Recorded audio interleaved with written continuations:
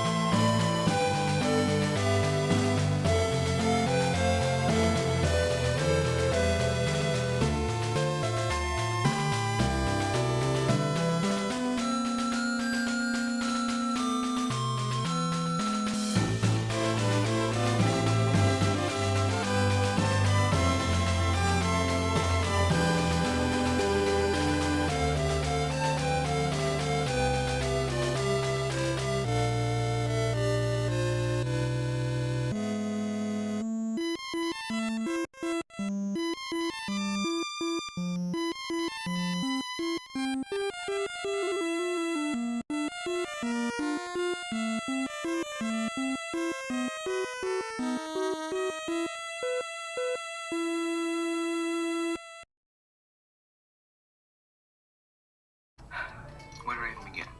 So, I like a game, right? The game, Rivals of Aether. It's a very good game. It's a fighting game. I like it. And one night, I'm looking to stream a game on YouTube.com. I have a YouTube channel, and I wanted to stream a game.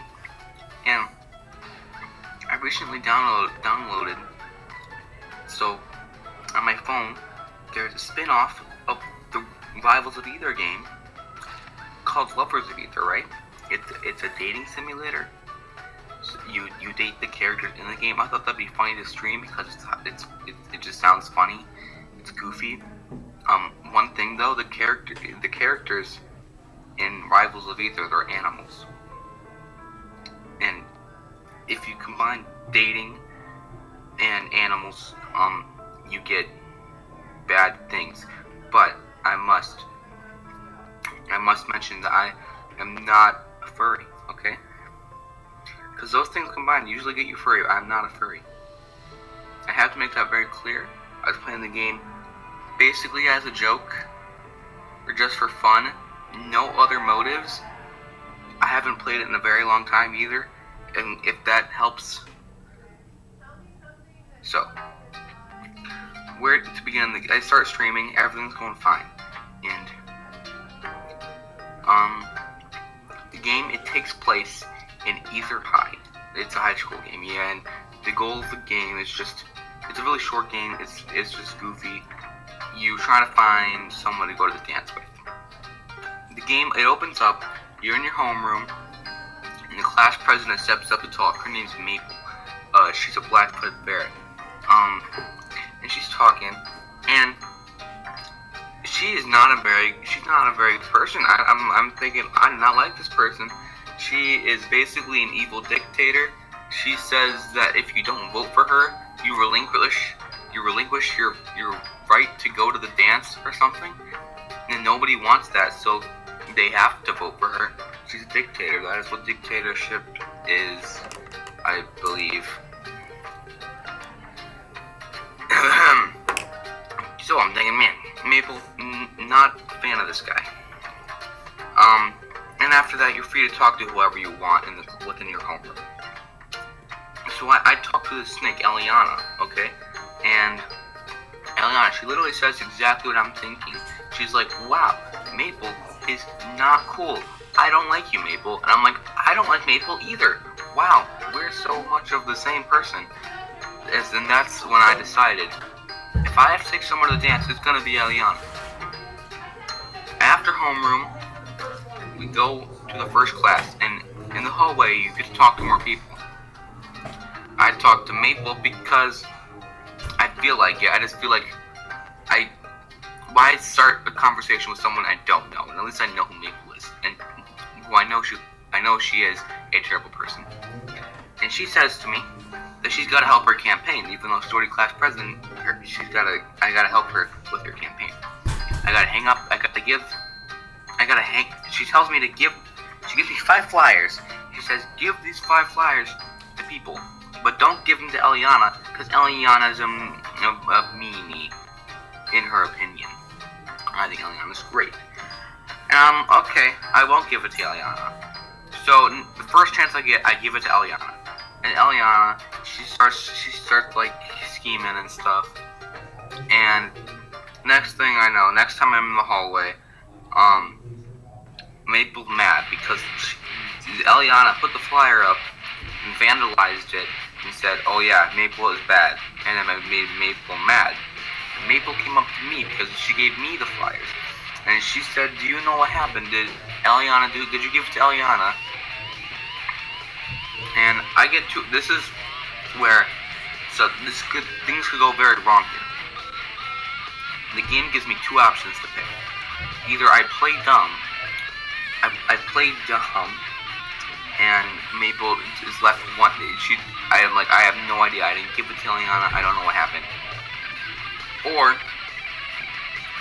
I essentially rat out. I snitch on Eliana. The way the game worded it, I think I was just incredibly stupid at the time. I didn't realize that if I picked the latter option, at this point, I didn't hate Maple as much as I do now. Or at that point. I didn't hate her as much as I do now. I didn't realize how much of a terrible person she was. So I just said, yeah, it was probably Eliana. And she just told me to insult Eliana, which is not even that bad. I was just gonna assume that, like, maybe we're gonna hang Eliana or something. I can't really hang her that well, though. She's a snake. She's kind of slippery. Not slippery, but... So, I talked to Eliana, and I thought I would have some leniency. I didn't think the game would force me to insult her. I told you I was pretty stupid. The game forced me to insult Eliana, who I was working to go to the dance with.